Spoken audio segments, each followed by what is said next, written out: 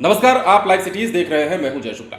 देखिए, बिहार में जाति आधारित गणना को लेकर सुप्रीम कोर्ट में लगातार सुनवाई का दौर चल रहा है। 21 अगस्त को जब सुनवाई हुई थी तो इस दौरान केंद्र सरकार की ओर से सॉलिसिटर ने जो जवाब दिया था उससे सुप्रीम कोर्ट संतुष्ट नहीं हुआ और सुप्रीम कोर्ट की तरफ से साफ साफ कहा गया कि हम तब तक जातीय गणना पर रोक नहीं लगाएंगे जब तक आप कोई कारगर जवाब पेश नहीं कर देते। अब इसके बाद सरकार की ओर से 7 दिनों का समय मांगा गया था और 28 अगस्त को एक बार फिर से इस मामले पर सुनवाई हुई, जिसमें केंद्र सरकार ने हलफनामा दायर किया है और केंद्र सरकार ने जातीय गणना के खिलाफ क्या क्या दलीलें दी हैं वो हम आपको इस वीडियो में बताते हैं। और ये भी बताते हैं कि केंद्र सरकार की ओर से जो सॉलिसिटर ने जो जवाब दाखिल किया उसमें यह क्यों कहा जा रहा है कि राज्य सरकार को जातीय गणना कराने का अधिकार नहीं है। हम देखिए विस्तार से सब कुछ अगर बताएं तो सुप्रीम कोर्ट में केंद्र सरकार की ओर से जवाब दाखिल किया गया और कहा गया कि संविधान के तहत जनगणना केंद्रीय सूची का विषय है। सेंसस एक्ट 1948 का हवाला दिया गया और कहा गया कि इसके तहत भी सिर्फ केंद्र सरकार को पूरे देश या देश के किसी भी हिस्से में जनगणना का अधिकार है। कोई भी राज्य सरकार या फिर अन्य संस्था जनगणना नहीं करवा सकती है। इससे पहले इस मामले को लेकर जैसा कि हमने आपको बताया 21 अगस्त को सुनवाई हुई थी, तब सुप्रीम कोर्ट ने कहा था कि वो इस प्रक्रिया पर तब तक रोक नहीं लगाएगा जब तक कि वे यानी कि याचिकाकर्ता इसके खिलाफ ठोस आधार नहीं दे देते हैं। सुप्रीम कोर्ट ने सॉलिसिटर जनरल तुषार मेहता की ओर से केंद्र का जवाब दाखिल करने के लिए समय मांगने के बाद मामले की आगे सुनवाई के लिए 28 अगस्त की तारीख मुकर्रर की थी। दरअसल बिहार में जातिगत सर्वेक्षण का पहला चरण पूरा हो चुका था, 21 जनवरी को ही पूरा हो चुका था।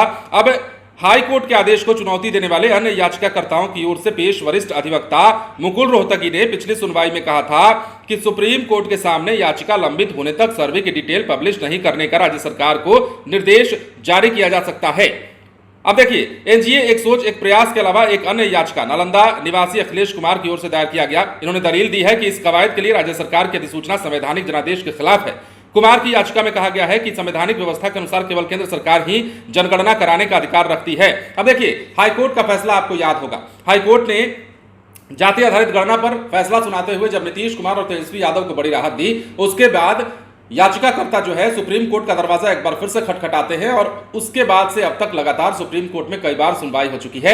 21 अगस्त को भी सुनवाई हुई थी और इस सुनवाई में सुप्रीम कोर्ट ने साफ कहा था कि हम इस प्रक्रिया को कैसे रोक दें। हम इस प्रक्रिया को तब तक नहीं रोक सकते हैं जब तक आप कोई ठोस आधार नहीं दे देते हैं। तो देखिए, सरकार की ओर से जो तुषार मेहता सॉलिसिटर है, केंद्र सरकार की ओर से अपना पक्ष रख रहे थे, उन्होंने समय मांगा था, कहा था कि 7 दिनों का हमें समय दीजिए, उसके बाद हम अपना हलफनामा दायर करेंगे, जवाब दायर करेंगे। और जवाब दाखिल करने के बाद अब जो है ये साफ केंद्र सरकार की ओर से कहा गया है कि ये अधिकार जो है जनगणना का वो केंद्र सरकार के पास है, राज्य सरकारों के पास ये अधिकार नहीं है। देखिए, तो बिहार में भी अब जाति आधारित गणना को लेकर जो है सियासत हो रही है।